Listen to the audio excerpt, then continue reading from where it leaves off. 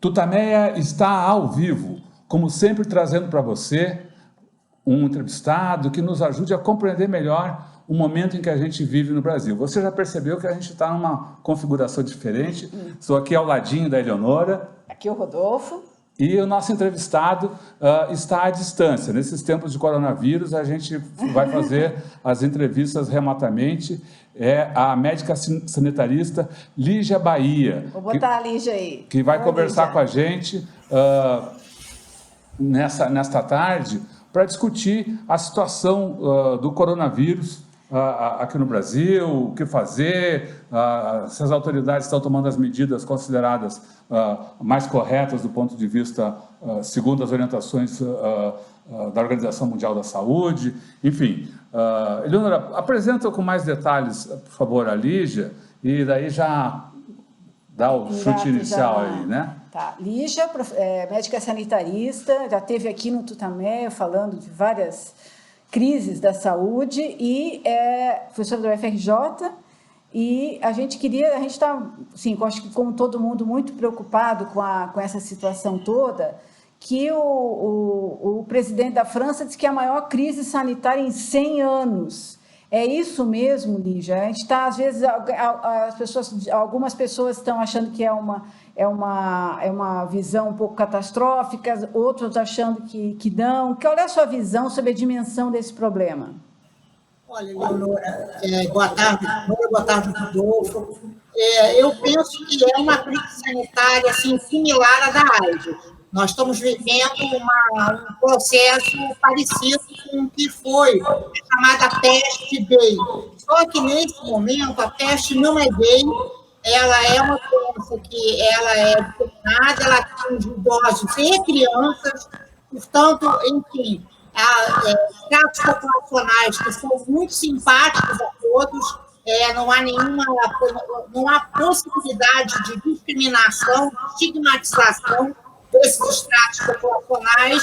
Então, nós temos uma diferença, não há culpa a ser atribuída, a culpa é do coronavírus, né? A culpa, entre aspas, é do coronavírus, e eu penso que sim, o Macron tem uma certa razão de dizer que essa é uma grande crise sanitária, e é uma crise sanitária global, e, de fato, está ocorrendo, né? Todas as mídias hoje, no mundo inteiro, se ocupam o tempo todo do coronavírus. Os presidentes das principais nações têm se pronunciado no sentido de manifestar grande preocupação com o tema, porque, de fato, estão ocorrendo mortes que são diferentes dos momentos de normalidade, os momentos de não ocorrência da epidemia.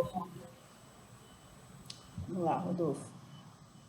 Aqui no Brasil, Lígia, você acha que o presidente Bolsonaro está reagindo de acordo com o tamanho do problema?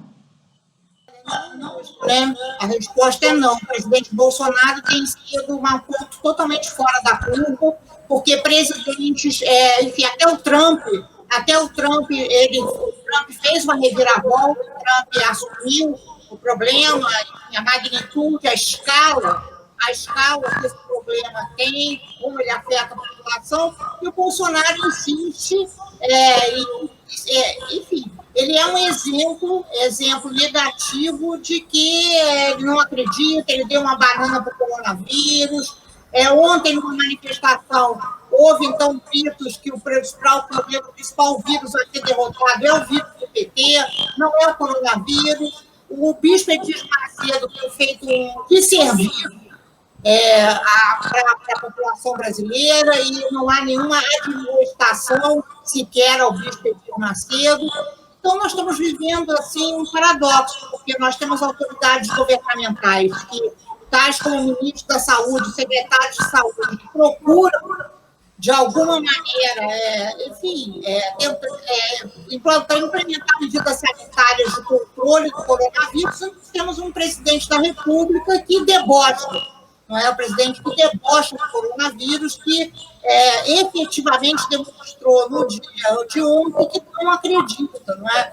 Apertou a mão das pessoas, fez selfie, enfim, contrariando todas as recomendações. Ele, inclusive, foi uma pessoa exposta ao coronavírus, está sendo testada para o coronavírus. Então, nós temos esse problema lamentável, né, de uma parte dos governantes, claramente, explicitamente, publicamente, serem contra as medidas sanitárias preconizadas pela Organização Mundial de Saúde e pelo próprio ministro da Saúde brasileiro.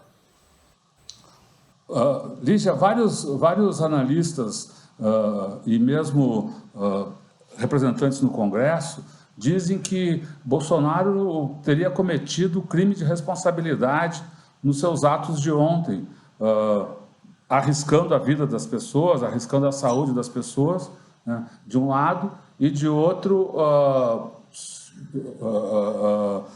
apoiando movimentos frontalmente contrários à Constituição brasileira, movimentos contra o STF, movimentos contra o Congresso Nacional.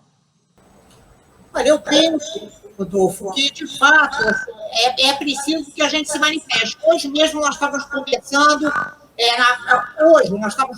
com algumas entidades o que fazer em relação a isso, porque é preciso que o Ministério Público seja mobilizado, é preciso que a gente tente exercer o nosso direito de cidadão, o direito de cidadão de sermos protegidos em relação a uma autoridade governamental que se insubordina contra regras que são regras baseadas em evidências científicas. Algumas entidades já estão se movimentando, vão se manifestar em relação a essa atitude do presidente Bolsonaro. Eu diria mais que uma atitude, né? Uma atitude, um discurso, gestos que são contrários. Nós temos um regulamento sanitário, esse regulamento sanitário é lei. Eu estava até pensando, por exemplo, eu não posso criar galinha na minha casa, vocês também não podem criar galinha na casa de vocês. Existe um código, um código sanitário, inclusive um código sanitário que foi fundamental para que esse capitalismo ele se expandisse no mundo inteiro, para a saída do mundo feudal para o mundo capitalista. Esses códigos sanitários eles têm que ser preservados. O que aconteceu na Argentina, quando um cidadão que estava em isolamento domiciliar, ele se rebelou contra o isolamento domiciliar e foi fortemente constrangido em relação à sua atitude, uma atitude extremamente individualista, que põe em risco a saúde da coletividade. E eu penso, então, que no Brasil temos que, nesse momento, nos colocarmos claramente contrários e buscar alianças.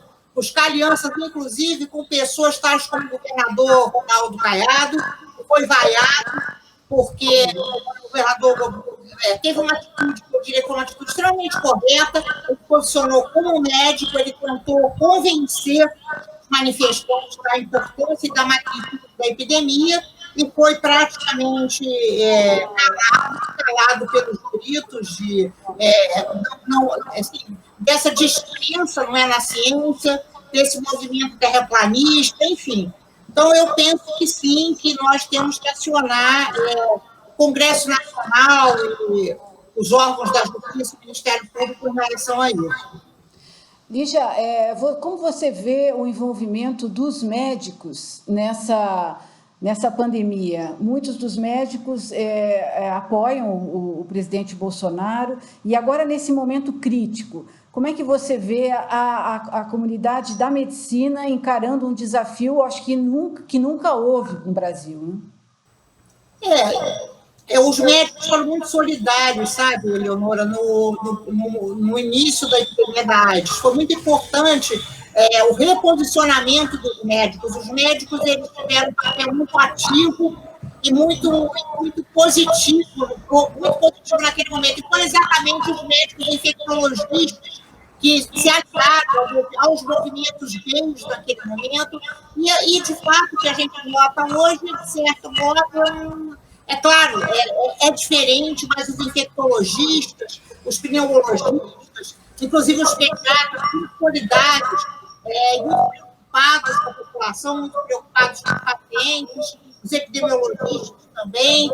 Então, de alguma maneira, eu penso que a gente está contando com os médicos estão se posicionando, as entidades médicas estão se posicionando. Isso é muito importante, porque, embora os médicos, a maioria dos médicos tenha apoiado o presidente Bolsonaro, é muito importante que a maioria dos médicos, nesse momento, também se posicione a favor das evidências científicas, a favor da proteção da população, porque a maioria dos médicos, eu penso que será assim, se dispõe a trabalhar, se dispõe a atender as pessoas, se dispõe a prestar conformidade à população.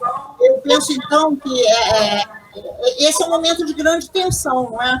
Porque o que aconteceu com a presença do Bolsonaro, com a ida do Bolsonaro à população, uma pessoa que supostamente pode estar infectada, foi uma grande revolta dos médicos. Os médicos, qualquer médico que tem mínimo de consciência sabe que esse foi um ato extremamente irresponsável do presidente da República. E foi um ato contrário até às diretrizes que o próprio Ministério da Saúde já tinha emitido no dia anterior, né? Primeiro, o presidente aparece de máscara, né? Que já foi uma coisa assim, extremamente... enfim, ele aparece de máscara. Aí depois a gente entende que ele aparece de máscara porque havia um membro da comitiva presidencial na reunião em Miami que estava infectado. Depois nós soubemos que vários membros tiveram teste positivo. Então, a possibilidade do presidente da República ter infecção, ela é real. Ela é real, eles viajaram juntos, eles estiveram juntos, inclusive, seja fake news ou não, há americanos que estiveram nessa recepção em Miami, dizendo que o culpado deles estar infectados são os brasileiros. Enfim, existe, então, qual é a fonte da infecção? A fonte teria sido os americanos, ou a fonte são os brasileiros. Há um número grande de pessoas dessa comitiva que tem teste positivo, e ter teste positivo significa ser positivo para coronavírus, e o presidente, então, sabendo disso, tanto que usou máscara, resolveu, enfim, dar essa expressão, deu uma banana para o coronavírus, né? O coronavírus não é bolinho, né? Ele não se pode dar uma banana para o coronavírus. É sério, nós estamos diante de um perigo para a saúde da coletividade. Dar uma banana para o coronavírus significa um grande menosprezo pela vida humana, um grande menosprezo pelos problemas de saúde, especialmente um grande menosprezo pelos mais pobres, porque a epidemia no Brasil, ao contrário da China, ela começa pela classe média, alguma coisa parecida com o que ocorreu com a AIDS, né? Mas ela vai dizimar os pobres nesse país, porque, de fato, as classes médias elas podem se isolar, elas usam álcool gel, elas fazem negócio pela internet, mas os pobres não, né? Então, o que a gente está tentando fazer, de certa maneira, é retardar a explosão da epidemia no Brasil, porque nós sabemos que quando essa epidemia explodir no Brasil, ela vai afetar especialmente, ela vai flagelar especialmente a população que não tem a menor condição as condições de vida dessa população favorecem o coronavírus, né? Que são as casas nas quais moram muitas pessoas, a ambiental, a necessidade de sair de casa para trabalhar o tempo todo. Enfim, então, essa precariedade ela não está sendo nenhum objeto de políticas públicas no Brasil. As autoridades dizem estamos bem, está tudo controlado, mas nós sabemos que não é assim. Lígia, você falou aí uma coisa muito forte, quer dizer, que essa explosão que deve ocorrer de infectados vai atingir especialmente os mais pobres, vai dizimar os mais pobres. E a questão do SUS, da saúde pública, está no centro dessa discussão, e você conhece muito bem, né, o sistema público de saúde. Eu queria que você falasse um pouco disso, né, de como o serviço público de saúde, como o SUS vai enfrentar, ou deve enfrentar essa epidemia, e se há condição do SUS enfrentar isso, enfim, como é que você avalia esse ponto? Eu acho que essa sua pergunta é super importante, Leonora, porque, por enquanto, assim, o que tem se falado muito é sobre a quarentena, o isolamento, que são medidas, digamos assim, de conteúdo mais sanitário, né? De isolamento. Mas é preciso que a gente se dê conta que já existem casos graves hoje aqui no Rio de Janeiro. Nós temos um colega médico gravemente infectado, nefrologista, foi vereador, todos o conhecem, e está em um estado muito grave.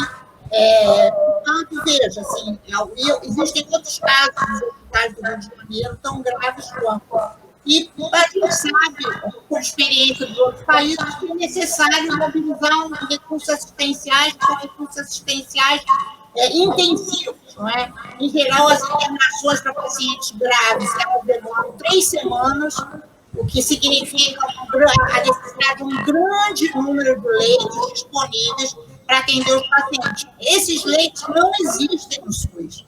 Então, seria necessário um grande esforço de coordenação, de participação conjunta do setor privado, de convocação do setor privado para que toda a capacidade instalada fosse utilizada e que essa capacidade instalada fosse utilizada de maneira coordenada e que os pacientes mais graves tivessem a mesma chance de serem atendidos, tanto os que têm plano de saúde como os que não têm plano de saúde. Sem o que nós teríamos uma mortalidade muito mais alta para o segmento populacional que não tem plano de saúde. Isso é um escândalo, porque vai caracterizar a iniquidade assistencial enorme no país. Não é? Então, o que nós estamos propondo hoje de manhã, conversando também, especialmente com o meu colega da UFBA, o Mário Schaeffer, nós estamos propondo uma fila única de internação para o SUS. E seria preciso que a gente pudesse divulgar essa ideia, ainda que ela é inviável, mas, de qualquer maneira, é importante a Espanha. Eu não sei se vocês viram o decreto espanhol, ele convoca e mobiliza todos os recursos públicos e privados, inclusive propõe que hotéis se transformem em hospital, e é preciso um esforço nessa escala teria que ser feito no Brasil também, e a gente não tem ouvido falar nisso. Né? O que a gente ouviu dizer foi que o ministro Mandetta vai convocar médicos cubanos, o que é muito bom. É importante que, nesse momento, toda a força do trabalho, toda a capacidade instalada, ela seja usada. Mas esses médicos cubanos atuam em função básica. Né? Eles não... E a gente precisaria, então, mobilizar esse esforço hospitalar de cuidados intensivos. Então, só para tentar amarrar o que você está dizendo, é que a gente deveria ter no Brasil um esforço de unificar o que a gente tem de infraestrutura na área pública e privada, né? O Estado coordenando tudo isso, é uma coordenação para esse momento praticamente de guerra que a gente vai ter na área da medicina, na área sanitária, e criando uma fila única para quem estiver doente. Quer dizer, não tem diferença entre rico e pobre, plano de saúde, sem plano de saúde, todo mundo tem o direito à saúde e deveria ser atendido da melhor forma possível nesse esforço único. Exatamente. Inclusive, eu diria assim, que se nós fizéssemos isso, seria a gente estaria assim, enfrentando essa epidemia com grande dignidade, de verdade, então, tentando proteger a vida dos brasileiros e brasileiras e não fingindo que nada acontecerá, porque já está acontecendo e esse atendimento já está sendo diferenciado para quem tem plano de saúde e para quem não tem plano de saúde.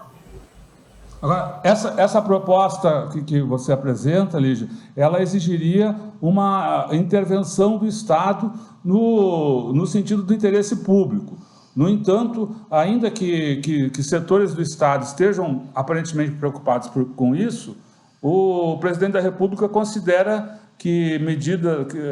considera histeria o combate ao vírus. Não, pois veja, essa é uma proposta que exigiria um decreto, tal como foi realizado na Espanha. A Constituição brasileira permite isso. A Constituição brasileira ela permite mobilizar recursos privados em casos de catástrofes, de epidemias. A epidemia é uma catástrofe. Então, isso a lei permite, a lei abre espaço, nós temos possibilidade de recrutar esses recursos. E eu penso, inclusive, que talvez a gente pudesse contar, inclusive, com o próprio interesse do setor privado de se mostrar solidário diante de um problema tão grave. Eu contaria também com essa possibilidade. Agora, de fato, acho que tem toda razão, para que isso ocorresse, a gente precisaria ter mais coesão no núcleo governamental, né? Parece faltar, parece que essa coesão falta, parece que o ministro Mandetta era um ministro que jamais integrou o núcleo mais atuante do governo, me parece que ele era um ministro periférico, ele tem assumido um papel protagônico, mas é como se esse papel ele fosse extremamente provisório, né? A saúde importa só nesse momento. A imprensa mundial ela exige resposta dos países, etc. Eu não sei o quanto o núcleo que compõe o Mandetta, a declaração do Rodrigo Maia, do Alcolumbre, isso pode significar uma mudança nesse tabuleiro político Planalto.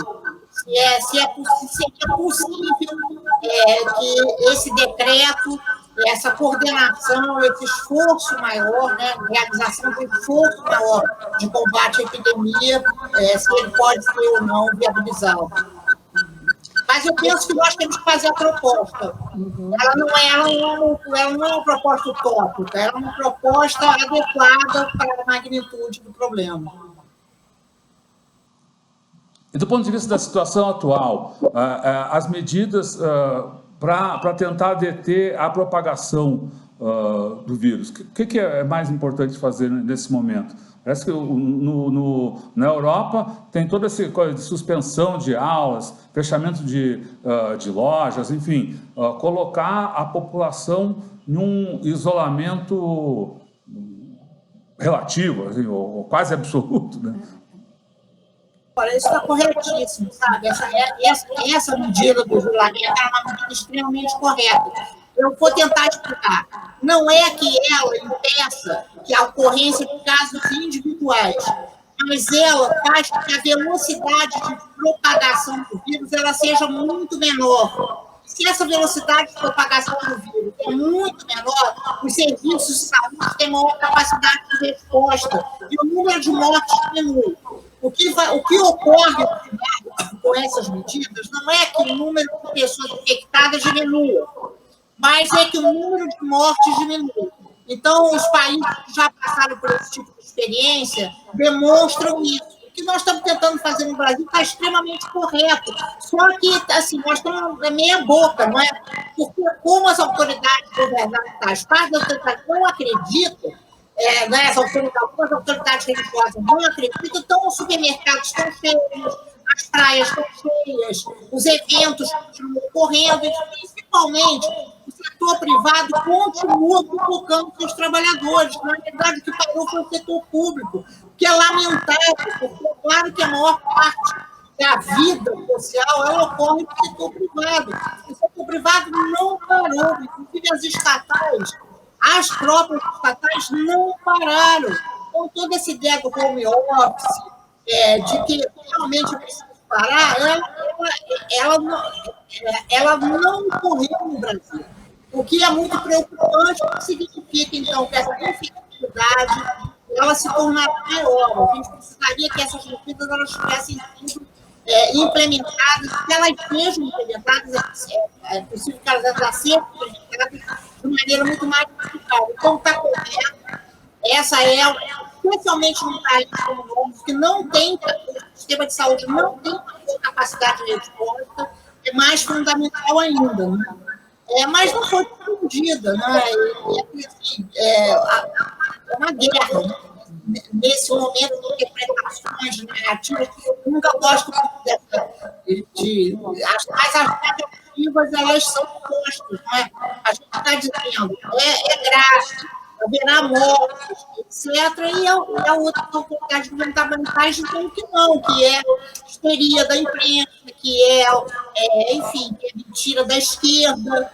Então, estamos diante disso. Né?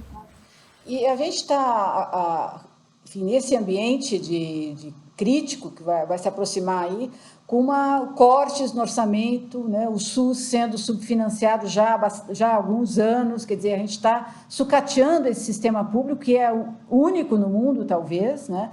E que está passando por um período bastante complicado. Também você acha que as medidas, né, governamentais deveriam abranger uma mudança total nessa política de corte, de teto de gastos, quer dizer, deveria haver um esforço enorme para financiar a saúde, né? Na realidade, eu penso que a resposta da área econômica, especialmente do ministro Paulo Guedes, também foi de extremo mau gosto, né? Porque o ministro Paulo Guedes acabou por apresentar uma fórmula de chantagem, né? Então, se nós fizermos isso, nós fizermos as reformas, haverá espaço fiscal para o combate ao coronavírus. Na realidade, está totalmente perdido. Não importa se nós fizermos as reformas, haverá espaço fiscal. É o contrário. É preciso que, nesse momento, haja um grande investimento para que essas mortes não ocorram. Isso, na área econômica, está extremamente insensível. Inclusive, se fala na regra de ouro, que a emenda constitucional do teto de gastos ela tem que vigir. Nós não podemos abrir mão da emenda constitucional. Tomara os economistas ortodoxos, um pouco mais para tomara que se consiga ter algum tipo de investimento, tomara que se consiga. E aí é o que nós estamos vendo, né? Não há nenhum investimento novo, não tem dinheiro novo. A capacidade ociosa do SUS, a própria capacidade ociosa do SUS, que nesse momento poderia ser reativada, não está sendo reativada. Então, assim, é uma área econômica também que, eu diria assim, não entendeu nada do que está passando, né? Vai atribuir ao coronavírus o PIBinho, né? Vai atribuir ao coronavírus o PIBinho, mas, na realidade, a área econômica e a área social continuam totalmente divorciadas. É um desprezo à vida. Assim, eu diria assim, é um escárnio, não é? É uma anomia, é uma amoralidade, é como se esse número de mortes ele não vai importar muito, né? Aconteceu assim na epidemia de AIDS também, como se o problema, eu diria assim, que tal como a epidemia de AIDS, algumas pessoas famosas, é possível que algumas pessoas famosas fiquem muito doentes. Isso acaba por mobilizar, porque a ideia que se tem, que é uma ideia muito preconceituosa, que esse é um problema pobre, não é? Tal como aquele casal que viajou e que obrigou a moça, a doméstica que trabalha na casa, a trabalhar de máscara de luva, enquanto, na realidade, eles eram infectados. Mas a ideia é que a sujeira, vírus, alguma coisa que sempre vem dos pobres. São os pobres que infectam os ricos, não, jamais seriam vírus, jamais teriam vírus. E, na realidade, não é assim, não é? Os casos primeiros, o primeiro caso é um caso muito recentemente que nós começamos a ter um caso de pessoas que não são viajantes, as classes médias que vieram para a Europa, as classes médias que vieram para os Estados Unidos. Né? Então, eu estava conversando, seria uma sorte no Brasil se a presidente Bolsonaro estivesse infectado, sabe? Porque isso demonstraria que não se pode dar uma não é? Mas, infelizmente, parece que o primeiro teste deu negativo. Então, essa ideia do mito, né? O mito contra o vírus, ele é tão forte, ele é tão protegido por Deus, desse tipo, mas outras pessoas certamente ainda um tempo para que esse debate fique mais claro na sociedade. E é preciso que a gente tente atuar nesses espaços de dúvida. As pessoas não estão acreditando, estão acreditando no Bispo Macedo, mas vão ter os parentes, as prisões, né? Uma preocupação muito grande com as prisões no Brasil, com esse nível contingente de população que está encarcerado, enfim, como vocês sabem, são os principais. Então, a incidência de tuberculose diária nessa população é absurda. Então, a gente tem condições que são muito desfavoráveis. E elas vão acabar aparecendo. Né? A imprensa tem feito um papel importante e espero que continue fazendo. Inclusive, a imprensa oficial tem atuado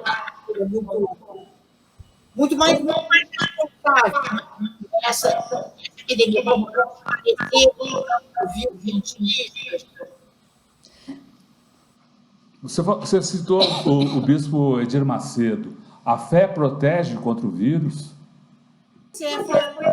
Foi afirmação. Né? Hoje eu ouvi a fé protege contra o vírus. Então, se sabe disso, né? que há igrejas que propõem que as pessoas parem de tomar tratamento para AIDS, né?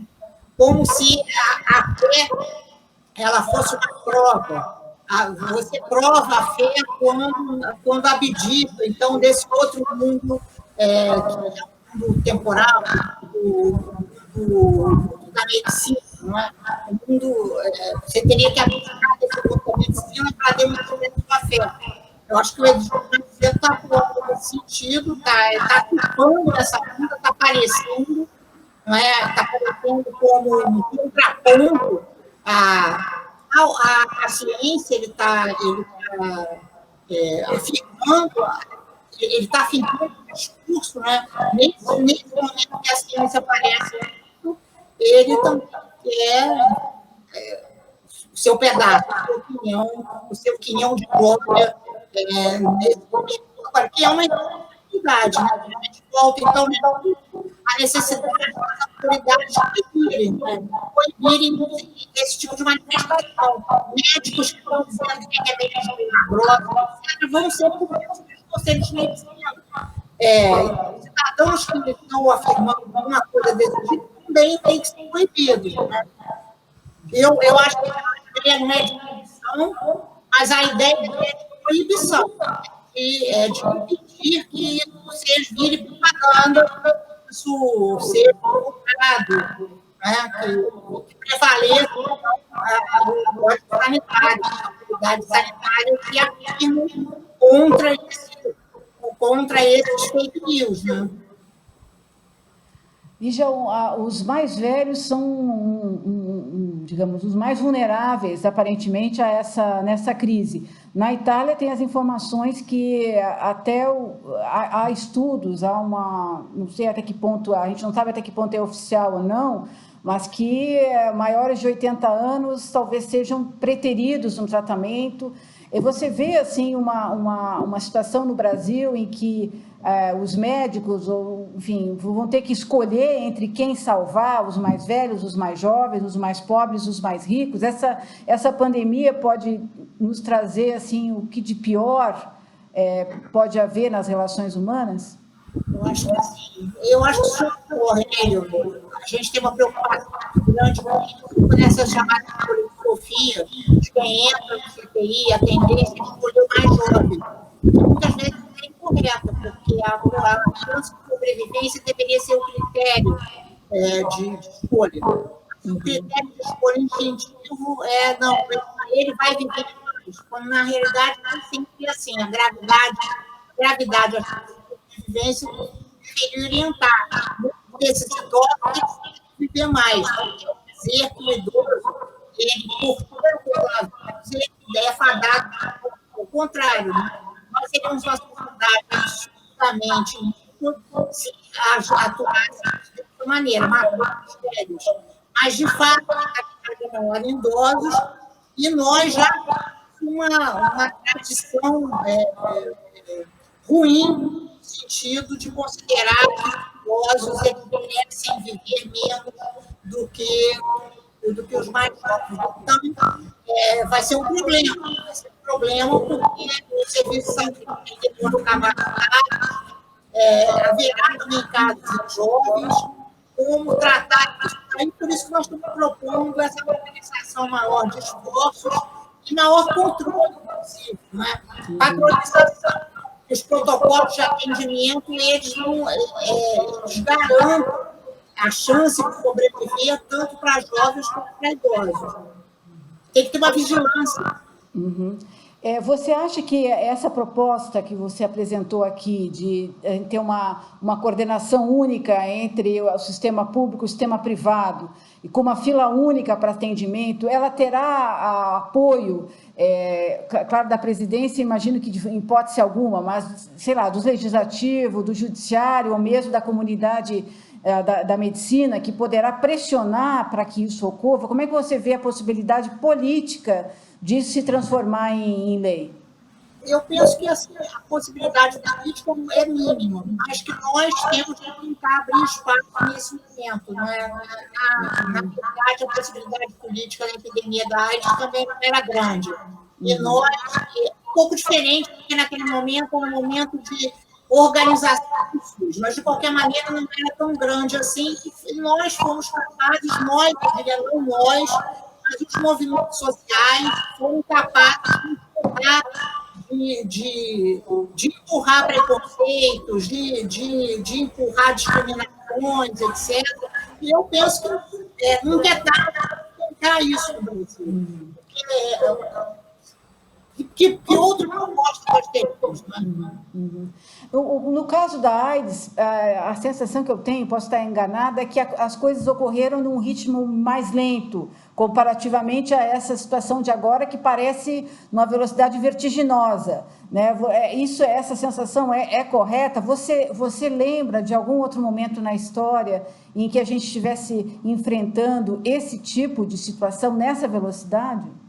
Eu penso que você tem razão. Eu penso que é diferente, porque a China é boa, né? Eu acho que na epidemia da AIDS, a gente tem os Estados Unidos e os países africanos, os países fora. A gente tinha essa configuração geográfica. Hoje nós temos uma configuração geográfica diferente, inclusive com China e Irã, não é? Que são assim, duas grandes ameaças, os chineses, os iranianos, a gente. Então, eu acho que é diferente, ela é maior. Não seja o número de mortes. Ela não é maior epidemiologicamente, mas ela é maior. E os problemas econômicos estão agregados à pandemia que não está também.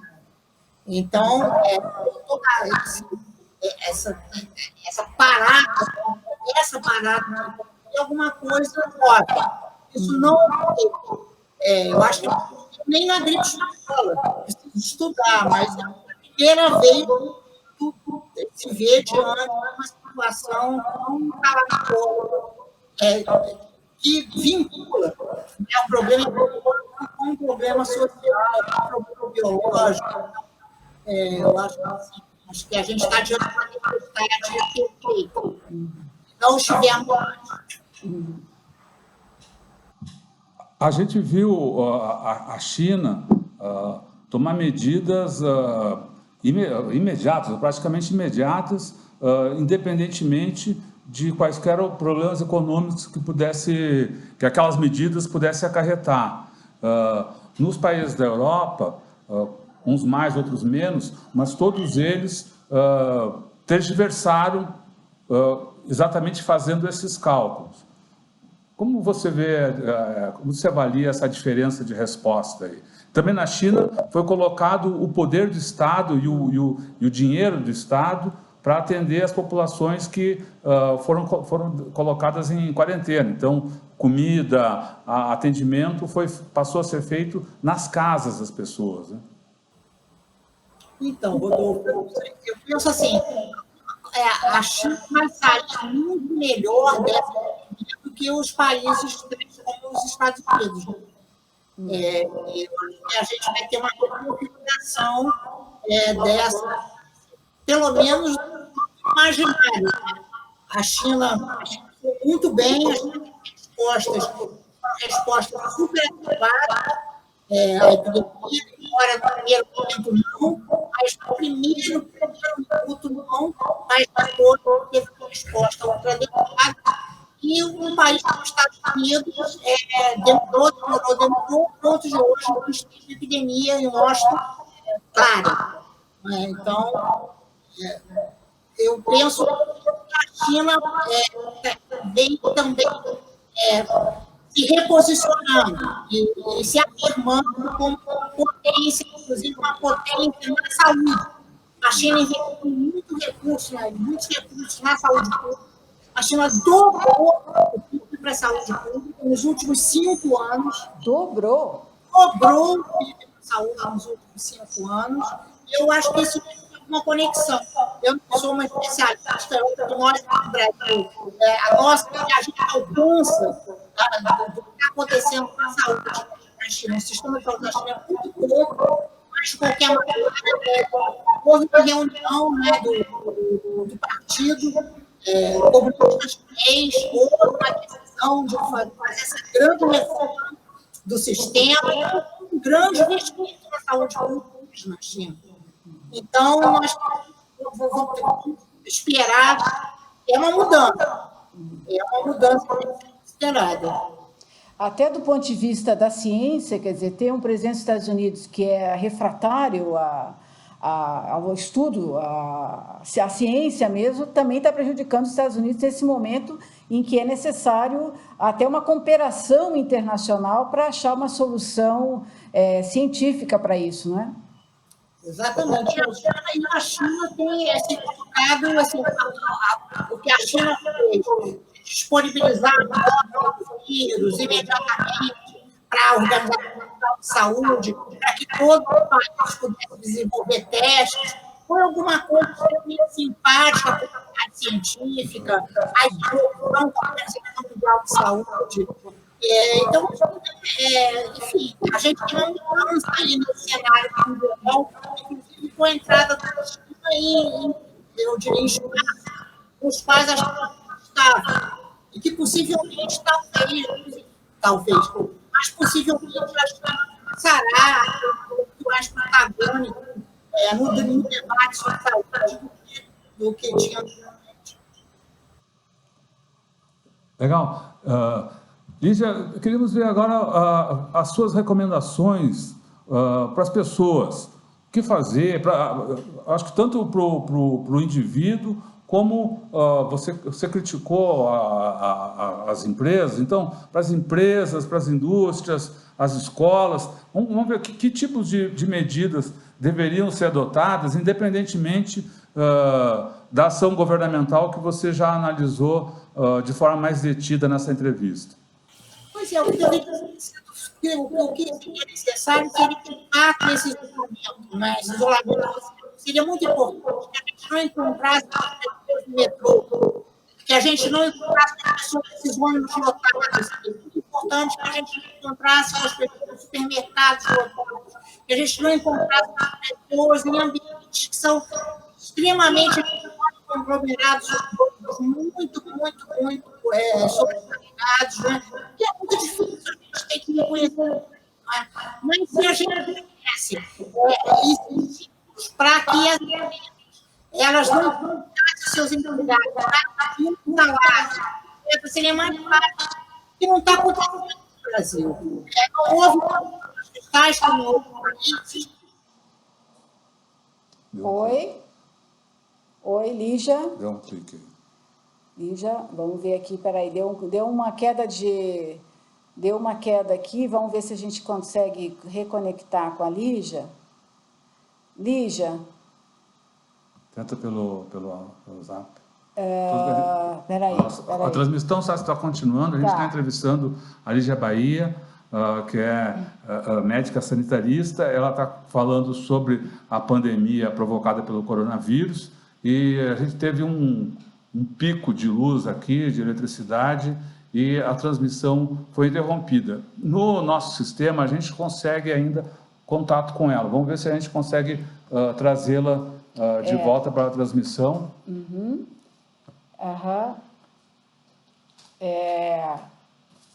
Então, vamos tentar aqui, mas eu acho que a gente não vai conseguir. Vamos ver aqui se a gente consegue. Quer fazer um resumo aí, Rodolfo, do que ela estava dizendo? Então, ao longo da entrevista, a Lígia, que é médica sanitarista, como eu falei, especialista em saúde pública, ela apontou caminhos que o Estado brasileiro deveria tomar para minimizar a expansão, a proliferação do vírus na sociedade. Medidas essas que o próprio Ministério da Saúde já vinha anunciado e vinha proposto, baixou decretos a respeito, e que foram simplesmente ignorados pelo presidente da República hoje, o que ela considerou, no mínimo, uma irresponsabilidade daquele que deveria se preocupar com a saúde, né, e o bem-estar de toda a população brasileira. Então, essa foi uma das questões que ela levantou. Também apontou que as empresas privadas, nesse momento, seguindo a orientação geral das autoridades médicas do mundo todo, deviam apresentar um pouco mais de responsabilidade social, facilitando para que seus trabalhadores ou trabalhassem remotamente ou suspendessem o trabalho, para que se evite esse contato. Ela estava falando, quando foi interrompida aí por questões técnicas, que o que a gente precisa é evitar esses contatos no metrô, na rua, toda essa aglomeração, que isso aí favorece a proliferação do vírus. O mais importante agora, disse a médica sanitarista Lígia Bahia, o mais importante agora é tentar conter esse processo, porque senão vai chegar num momento em que os sistemas de saúde vão ficar incapazes de atender o número de doentes, né? Então, essa são as medidas que precisam ser tomadas nesse momento. Tá difícil, eu não estou conseguindo reconectar. Vamos ver se eu consigo novamente. Então, eu acho que vamos encerrar agora aqui. A gente vai voltar a falar com a Lígia Bahia, mas ao longo dessa entrevista ela já pôde dar um quadro muito sério e preciso aí da situação. Quanto à seriedade, à gravidade do vírus, ela disse que as populações pobres vão ser atingidas de modo brutal se não forem tomadas medidas do governo, não só para segurar agora, tentar diminuir a velocidade de propagação do vírus, como também para medidas sanitárias, medidas médicas e oferta de leitos hospitalares para essa população. Lembrou que apesar de as populações pobres estarem mais vulneráveis à propagação do vírus, a doença atinge a todos. Lembrou que hoje o caso mais grave num hospital particular no Rio de Janeiro é de um médico de 65 anos, que é a situação mais grave. A gente não chegou a comentar aí, mas sobre o desenvolvimento da doença em si, que muitos têm comentado, é como se fosse uma gripe. Tudo bem, os médicos não estão fazendo essa comparação, mas é mais do que isso, porque já foi constatado que a infecção pelo coronavírus, mesmo para os que sobrevivem, que a maioria das pessoas infectadas sobrevive, mas ela deixa sequelas, ela limita a capacidade pulmonar. Então, não é nada que a gente deva descartar como se fosse mais uma histeria da sociedade. Né? Enfim, então, acho que ficamos por aqui. Eu acho que essa aí é uma primeira contribuição aí, que o Tutameia procura dar aí para divulgar a informação correta, informação científica a respeito aí formação científica e com responsabilidade social, porque eu acho que essa é uma das grandes qualidades aí da Lígia Bahia, que é médica sanitarista, especializada em saúde pública, que é o que a gente precisa defender nesse momento. Isso. A gente convida você para rever essa entrevista no nosso canal de vídeo, o Tutameia TV. O material fica disponível também a partir do nosso site, o Tutameia, o endereço é tutameia.jor.br. Muito obrigada, pessoal. E a gente volta aqui assim que der com mais informações para vocês. Tchau.